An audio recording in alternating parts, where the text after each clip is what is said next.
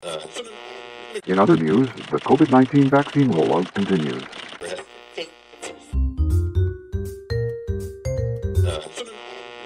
We have been so shut away for so long, we do want a barbecue.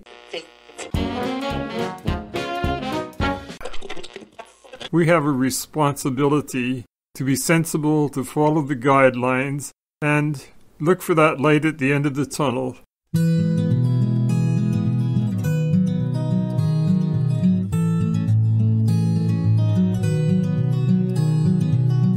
Hello, I'm Erin Davis, and welcome to Elder Wisdom, Stories from the Green Bench. Along with my co-host, Lloyd Hetherington, every episode here on this virtual bench, we talk with people like Lloyd, and we hear from them and about life in Schlegel Village's long-term care and retirement homes. Their stories, their experiences, their feelings, and their memories. Today, we turn our focus to COVID-19. And thank you for sharing in what we consider an important and timely discussion. Lloyd, it's nice to connect with you again. Oh, it's good to sit on the green bench. It really is a great experience to sit there. And the lovely people that join us, it's just marvelous. It really is. But, you know, I have felt a little out of sync with the world as we've been talking over the last several episodes because, of course, the main concern, the main headline, everything that is dominating our lives has to do with COVID. And I know you're like me. You're a glass half full person. And we do remember that that glass can always be refilled. But sometimes this sunlight that we're enjoying on the bench can prove a very effective disinfectant as well. And there's been a lot of things, misinformation that's been out there, miscommunication, or just conceptions that people have surrounding COVID, and even in our own homes at Schlegel Villages and long-term care. And today we get to shed some sunlight on that in the most positive and best ways. And I'm so grateful you're here today as an insider to help us to do that. So thank you, Lloyd, always for your perspective and your sunshine. Well, you're more than welcome. I know that COVID is a theme that we've heard so often, and it's so twisted and so perverted. No one seems to get the story straight. The fiction seems far greater than the facts. So it'd be great to talk to our guests today to get their perspectives as well. Absolutely. And the village at St. Clair is one place that has garnered a lot of newsprint or words online. So we thought, well, why don't we just go in, meet someone who's not just a resident, but you could almost say that she's taken such an active role in her community that she's like the mayor, as her own father was of Winsdor in England. So we would like to welcome Kaye Brown, a long-term care resident, to the Elder Wisdom Green Bench. Kaye, have a seat. Thank you. Thank you. Okay, so can you take us through your story? You're a relatively young resident of the village of St. Clair, and what is your role there, and what has been your experience? I'm the President of the Residents' Council of Schlegel Villages, St. Clair.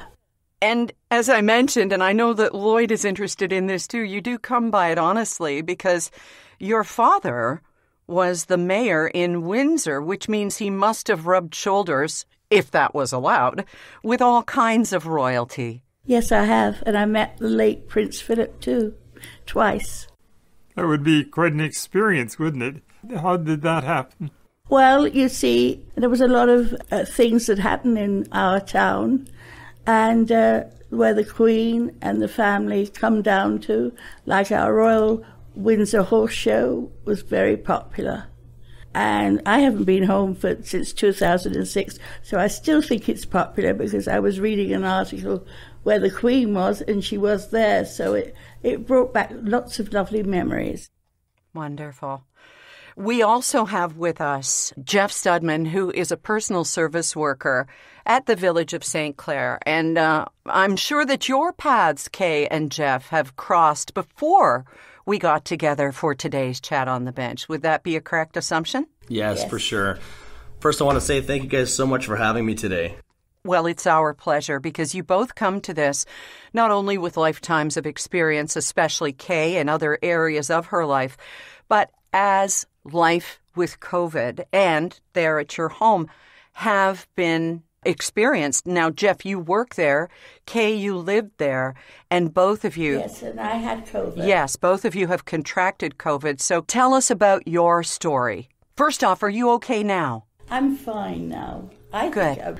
I caught COVID in late November, beginning of December last year.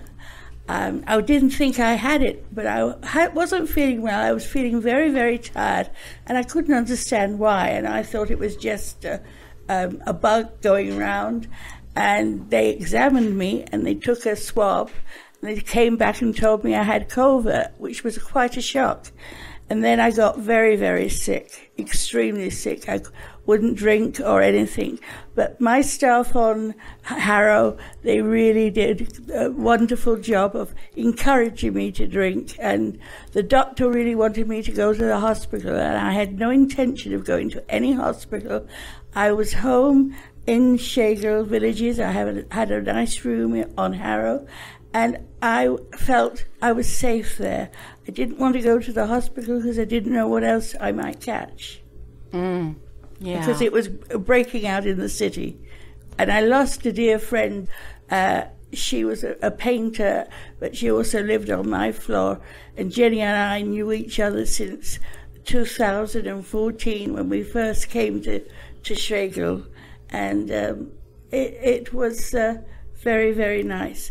And I also know Jeff's wife very well because she's also a personal support worker, Amanda, and she has 3 lovely children now. Yeah, Jeff, you were working there when the COVID infection came to the home, but you also came down with it as well. Can you tell me a bit about your experience? Yeah, I've had a very pleasant experience through the COVID process. Unfortunately, I did come to work one morning, and I got at the very front door when they were taking the temperatures of the staff. I had a slight fever, so they asked me to get a swab on my way out. A couple days later, I found out that I was positive. And the support from the staff and from the management was unbelievable. I got messages and phone calls on a regular basis. I had neighborhood coordinators calling me to ask if they could do anything for us, if they can get us anything. But I was in a hurry to get back to the village. I knew that the village was kind of working under short conditions, and I was excited and anxious to get back to it. I feel a very family-like, home-like feel when I'm at work. I've met my wife through PSW. I've met some of my best friends at Schlegel Villages. So my experience when I came back was everyone was working hard. Everybody was working tirelessly together, trying to give the neighbors what they needed and to reach all of their individual needs. I've never seen so much management on the neighborhoods helping out, so much support from the top. So in my own personal opinion, from neighbors all the way to the top management, we're all working together. Jeff, I like the themes that are coming through from both you and Kaye. First of all, the caring atmosphere. The people just genuinely were interested in the team members, in the residents. I like the way Kaye stressed that she was at home there, that was her home and she felt that she belonged. And both of you are giving the impression that it's a very safe place for you, that you're looked after, they watch out, they monitor, they really care. And I think that's beautiful to see a standard like that, because that is the level of caring that is found in all of the Schlegel villages. They treat us as more than people to be warehoused. We are family members looked after by a team of caring people, and our interests are really looked after all of the time. And thank you for confirming that. You bring something up, Lloyd, that I think is a very common misconception, and so much of it has to do with the 5-second clips we see on the nightly news, that long-term care residents, that seniors, super seniors are simply being warehoused in God's waiting room. And yet, as we're hearing from Kaye and from Jeff, it is a different picture that's being painted here. So let's paint that in some more vivid colors.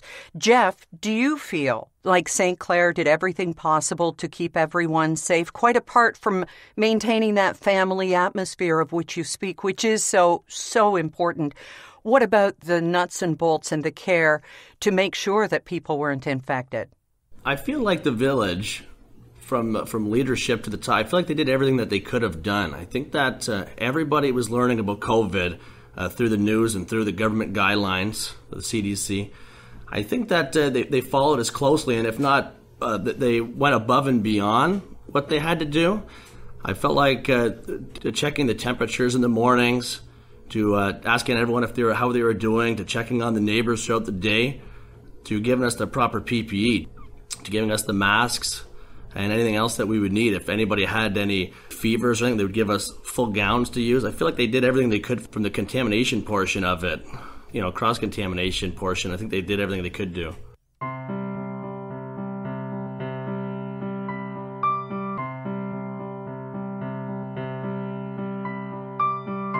Kaye, now what is your role? You have sort of an official role within your residence. Tell us about that. And were you the person that other residents came to with their concerns and observations? What was your role? My role continues to be president of the Residents' Council, and I plan to do a lot for my residents after COVID. We can't all dwell on what happened last November, December.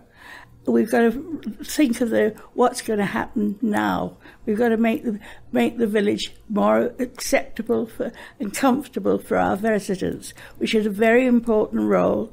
And we've planned a healing garden to be built in our front part of our building, and we're going to do that in memory of most of our residents that have passed away through COVID. And we think it's very special to have a healing garden out there rather than a memorial garden, because there's going to be so many memorial gardens going round. We want it to be a happy place and a nice place to remember our friends.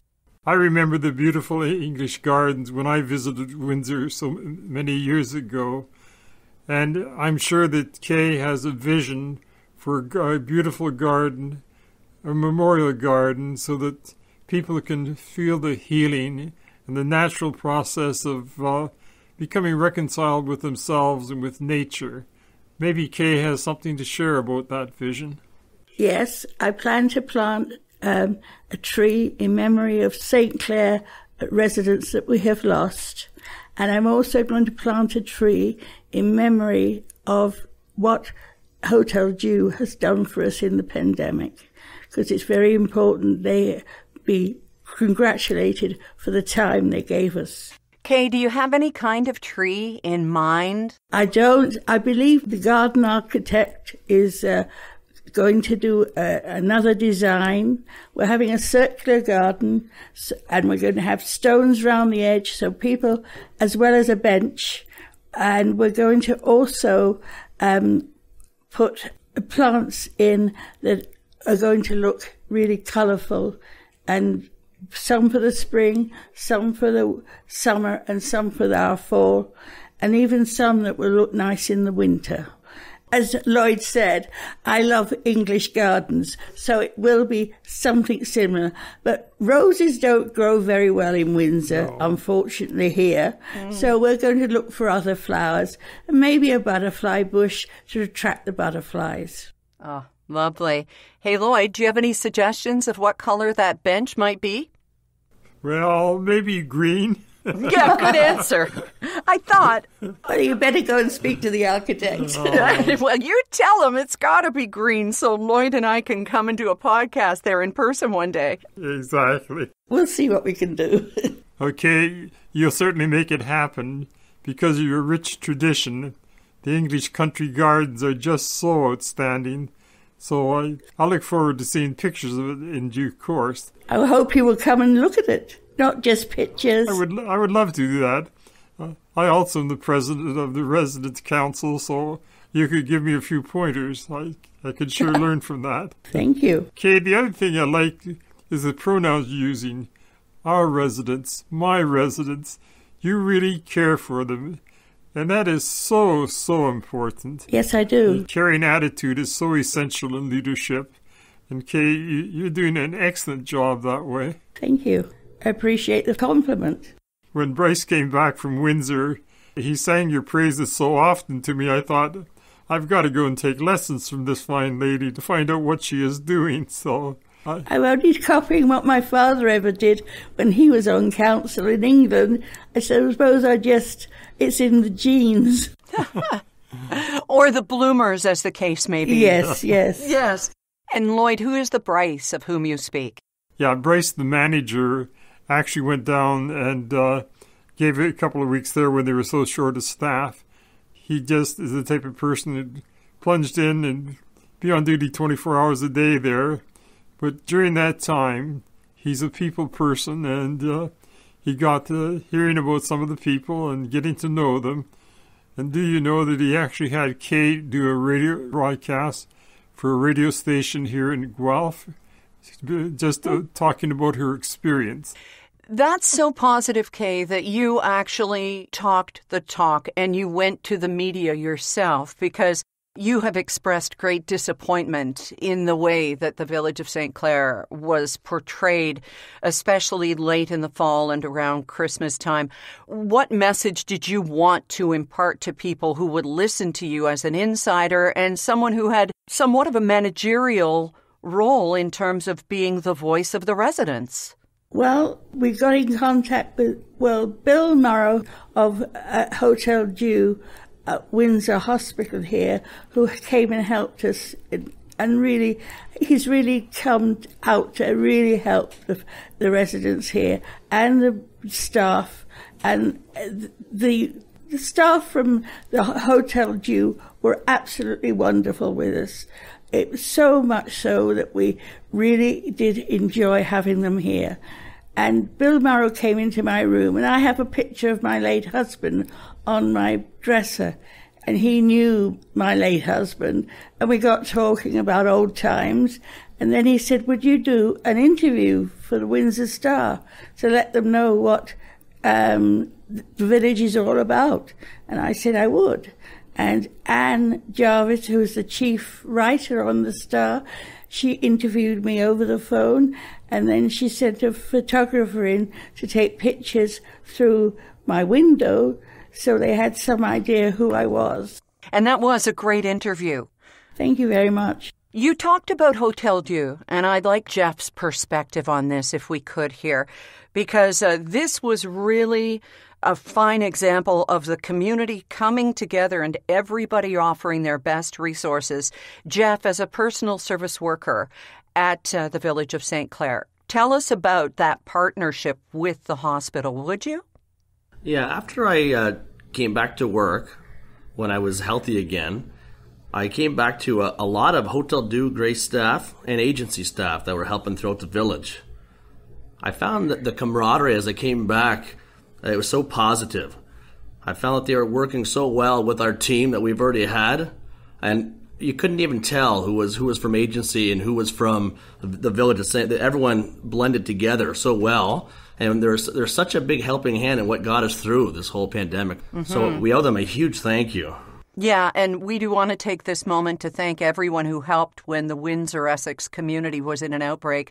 And many long-term care homes went into outbreak. People came to help, and Hotel Dieu's support cannot be understated. We can talk about what we want people to know about St. Clair and set the record straight. I think that perhaps Kaye has done so with her Windsor Star article. Jeff, is there anything in addition to what Kaye said in the Windsor Star, if you had a chance, if you had a platform, which you do right now, for a message that you would like to get out to those people who are still holding on to misconceptions? I would say that if people were scared to come to work during this pandemic, I would say not to be. I would say that if you come here with a can-do attitude and you want to work in a team atmosphere, that this is the safest place that you could be. So many of the neighbors, if not almost all of the neighbors, have been vaccinated. So many of the staff have been vaccinated. If not, most people are almost on their second shots now. I think that this is the safest place you could possibly go to right now. And I think that it's such a family atmosphere that it gets you, people aren't as scared to be here. People are having fun again. People are back to the normal way of life now at the village. And now that you do have this platform, tell us how it felt, not as someone who is a personal service worker, but as a person, Jeff, to have gone through what you went through and then to read the barrage of negativity that was surrounding you in the media. How did that affect you? I felt like through all of COVID, that's all I was seeing was negativity, where so many people not wanting to listen to the guidelines or not wanting to follow any protocols. It was just hard. It was just hard for me to go home and turn on the news and hear what they were saying about nursing homes in general, especially St. Clair, when I felt like everybody was trying their best, when from the management to all the workers to any department, everybody was trying their best to keep everybody safe. But it was like they were taking it away from us, saying that we were doing a poor job. But it didn't feel like that. It felt like everybody was trying their best. It's just a very contagious virus. It hits so quickly. And as soon as we did find out that certain neighborhoods were having it, we were taking extreme protocols to keep the numbers down. I felt like we did everything that we possibly could, but the media wasn't portraying it that way. Mm-hmm. And on top of that, there are the people who I gently call COVIDiots who, say that, oh, it's just the flu, or you have to be old to get this, or whatever. How old are you, Jeff? I'm 32. You're 32, so I don't even know what you say to people. How do you close that out? Some people just have this spectrum that this is all a conspiracy. I have my sister-in-law says the same thing, and sometimes I feel, you are so stupid. I know. It's not bringing out the best in us, but it's just, oh my gosh. This is all in our imagination. Well, if one day you're fine and the next day you're knocked down with a roller coaster. Yes, and a hoax did not kill your best friend. No, it did not. Right. I'm envious listening to you, Jeff, and that's because my dad's in a residence in another province, and COVID has just had its first cases there. Imagine that this far in, and they're all locked in and feeling so isolated and so alone. And I know that he's pining for that human contact and that family feel that we, as his 4 daughters, certainly can't give him. So, as I say, I'm envious of that. And if anybody can be fortunate in such dire times as we live, this sounds like the best case scenario to me. And I think that Kaye could speak to that as to whether I'm putting too rosy a glow on it here. No, you're not. We lost 11 people in 1 week, which were friends and associates that I knew very, very well. But when you lose your best friend, that's quite a shock. And you're ill yourself and you can't say goodbye. That's very hard. But I pulled myself together, and I think the healing garden is in memory of my darling friend, Jenny. And Jeff knew Jenny as well, so Jenny was quite a character in the neighbourhood.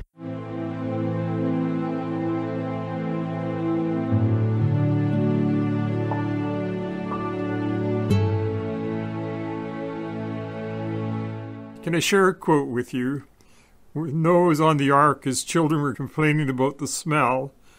And Noah said to them, the smell may be bad inside, but the storm outside is so much worse.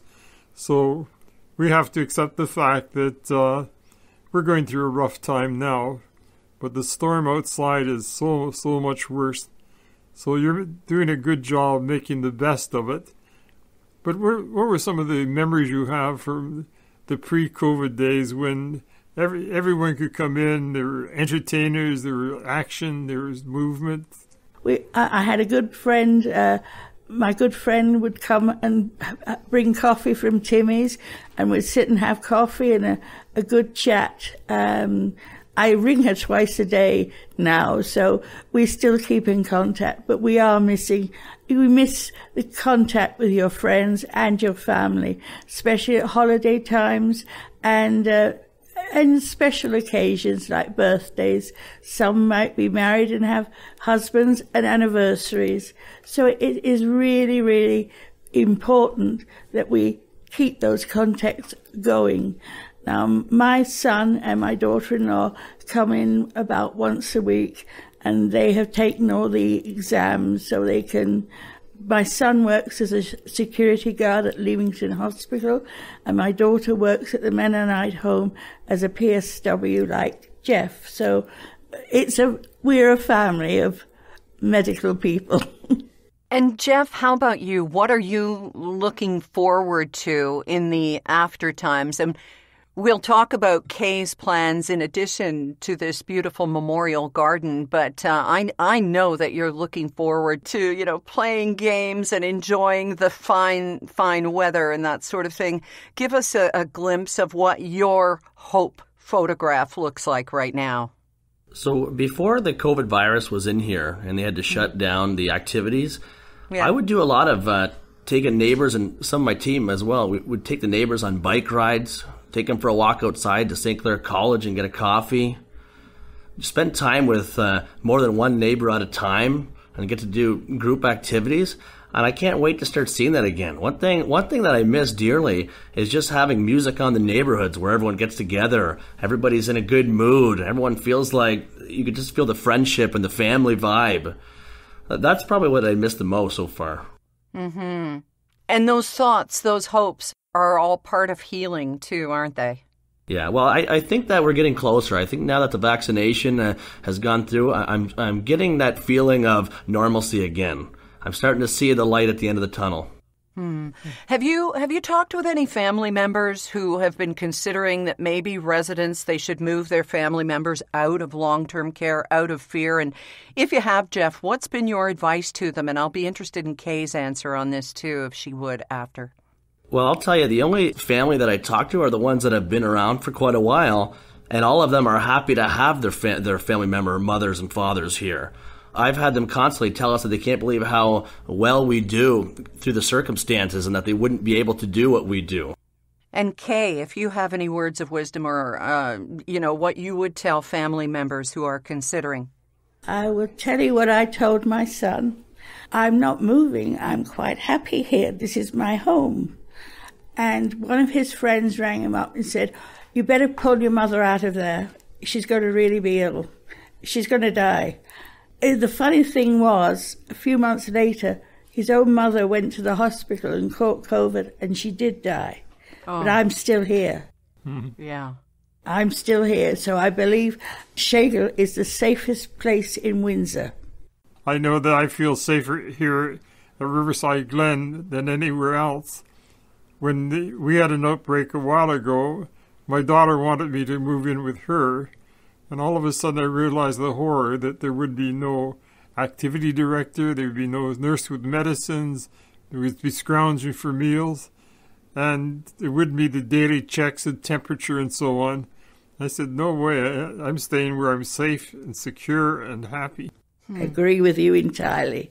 And to that happiness, as we talked about the hope moving into the future, I love, Kaye, that in addition to the garden, the memorial garden that you've got planned, with a plaque thanking Hotel Dieu to be included, you also want to throw a little party. We want a party. We have been so shut away for so long. We do want a barbecue. We want everyone to come and enjoy the garden and see what we have done with after COVID. I love that concept of the party. Chocolate cake, ice cream, hamburgers. Yes, you name it, we'll have it. Yeah. I'll see if Bryce can let me go down. Or bring Bryce with you. Okay. Oh, wonderful. Any last words of wisdom or advice to share with our listeners? And Kaye, we'd invite you to go first. My advice is if you're in a Schlegel home, you're safe. They go out of their way to make the home safe. And the staff are wonderful. They're like friends. They're not staff members. They're very dear friends. Kaye, we live in cynical times. You're not being compensated or getting a discount or anything for taking part in this with us today, are you? No, I'm not. It's of my free will. Okay, that's good because, as former media, I tend to look at things and go, okay, but, and thank you. I just wanted to make sure because everything we are talking about, bringing everything out into the sunlight today. So, Jeff, do you have any words of wisdom or advice that you'd like to share with everyone listening today? Yeah, well, my advice is to get vaccinated. Let's get back to normal. We all have to do our part. We got to wear our masks. We got to stay socially distanced. We got to get vaccinated, and let's get back to normal. Lloyd, you had a wonderful quote in there about Noah's Ark, and I'm reminded right now about something that I read and reposted the other day, that if it was our parents and grandparents who were being asked to make these sacrifices, and really a vaccination and a mask, what kind of sacrifices are those compared to bayonets and gas masks? But if that group were asked to make the same sacrifices to save their children and grandchildren, they would do it in a heartbeat. Absolutely. The tragedy is we live in a we generation where it's my rights, my privileges, it's a me generation. And life is not like that. We live for others. And as we give of ourselves to others, it comes back in so many, many ways. I don't need to look out for my rights because I've got a whole group around me that do that for me. So I recognize that we have a responsibility to be sensible, to follow the guidelines, and look for that light at the end of the tunnel. It's a bit distant right now, and we wonder when it will come into the full light. Let me give you an illustration. The doctor was asked the other day, when will this pandemic ever end? His response was, don't ask me, I'm only the doctor. Ask the politicians. Yeah, and you being a glass half full person, and the glass is always refillable. It's kind of like we're not so different. Everyone wants to get out of this. The difference is we're not rallying in the public square without masks. I mean, listen to Kaye. Everybody just wants to party and see the end of this. We're all the same. And back to Noah, we're in the same boat. So let's navigate these stormy waters together. Right. And thank you, Kaye, thank you, Jeff, so much for helping us today to shed a light and warm this green bench. Thank you. Thank you so much for having us. Thank you for sharing in our discussion today on behalf of Lloyd Hetherington and all of us who so lovingly put together this podcast for you. I also want to thank you sincerely for sharing this podcast with others by going to elderwisdom.ca. And hopefully while you're there, you'll fill out the Elder Wisdom Pledge, as we all have. But I also want to congratulate our entire team, everyone who makes these virtual and sometimes challenging podcasts possible, on achieving in April of this year 10,000 downloads of this podcast after just 6 months of sharing these conversations. So from the bottom of our hearts, we wish you good health, a safe and peaceful day. And for me, Erin Davis, a reminder in the words of Nelson Mandela that it always seems impossible until it is done, as we are here for today. Remember, too, that your seat on the green bench is ready and waiting. Elder Wisdom, Stories from the Green Bench, is brought to you by Schlegel Villages, a complete continuum of care, offering independent living to long-term care, celebrating and honoring the wisdom of the elder. To learn more about us, please go to our website, schlegelvillages.com.